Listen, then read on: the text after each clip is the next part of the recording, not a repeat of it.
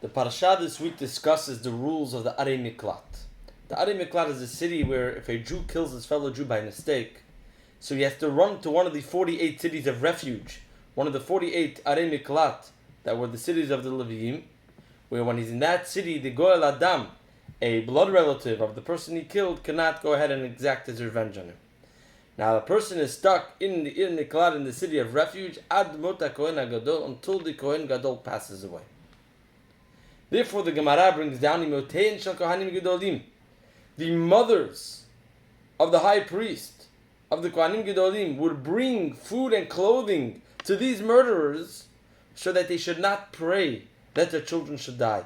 Because had the murderers prayed that the Kohen Gadol should die, the Kohen Gadol would have died. Not just that, the Gemara brings down another version that they would bring the food and clothing to the murderers, that the murderers should pray that the Kohen Gadol should not die. Because had they not prayed for the Kohen Gadol that he should not die, the Kohen Gadol would have died because of the fact that these people were murdered by mistake. And the question is why? What did the Kohen Gadol, the high priest, what did he do wrong? What does he have to do with the fact that these people killed by mistake? And the Gemara brings down, he should have prayed more for his generation. He should have prayed more for his fellow Jews.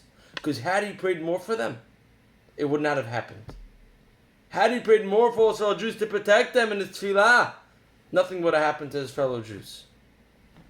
There's a story of my wife's grandmother, she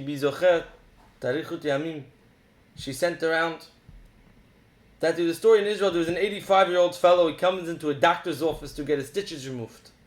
And he tells the nurse, I need to be out of here by 9 o'clock. I'm in a rush. I have a meeting. And the doctor notices that he keeps on staring at his watch every 5 minutes to see, when's it going to happen? What's going on? I'm late. So the doctor decides he's going to do him next. And he comes over to the guy and he starts removing the stitches. As he's removing the stitches, he asks the guy,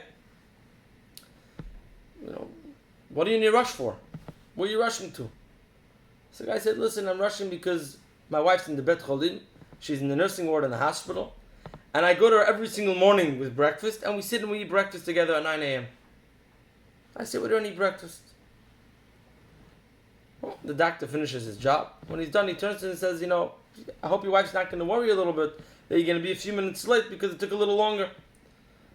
So the man puts his hand on the doctor's shoulders and says, Doctor, don't worry. My wife has Alzheimer's, and for the past 5 years, she doesn't even know who I am. So you don't have to worry about it. She's not going to worry. Doctor turns to him and says, so what are you rushing for? If she doesn't even know who you are, you rush her every single morning to eat breakfast with her, and she has no clue who you are? So he answers back, yeah. He said, she might not know, but I know, he said. I know who she was. I know what she did for me. And I would know if I didn't go ahead and bring her breakfast. I would know if I didn't go ahead and eat with her breakfast. This story is a massive lesson for us, especially in the 3 weeks. The 3 weeks is a time for us to work on our ben adam lechavero, our fellow interactions with our fellow Jews, in which we have to be so careful not to rip off our fellow Jew, not to charge interest from our fellow Jew, not to talk lashon hara about our fellow Jew, not to do anything in any way, shape, or form that will cause damage or pain to my fellow Jew, whether he knows it or not. Even if he doesn't know, I'm not allowed to go ahead and cause him anything wrong. And what should always go into your mind is, how can I live with myself if I know what I'm doing to him? Even if he doesn't know what I'm doing to him, but I'm going to know what I'm doing to him. And therefore, how could I live with myself to do something like that to him? But not just that.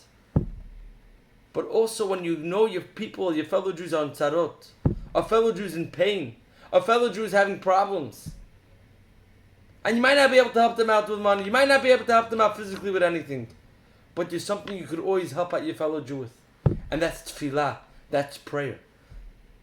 The same way by the Arei Miklat, the Kohen Gadol, if you would have prayed, they wouldn't have gone into Galut. It never would have happened that these people killed those people. So too, we always have the ability to pray for our fellow Jew. Not just for physical issues of your fellow Jew, but even spiritual issues of your fellow Jew. We always say, Refuat HaNefesh or Refuat HaGuf. A healing for the soul and for the body. We always pray for the soul as well. And if we go ahead and mechazek with that, especially in these 3 weeks, mechazek and praying for our fellow Jews, that they shouldn't go through tzarot, and to make sure never to do anything wrong to your fellow Jew, even if they're not going to know about it.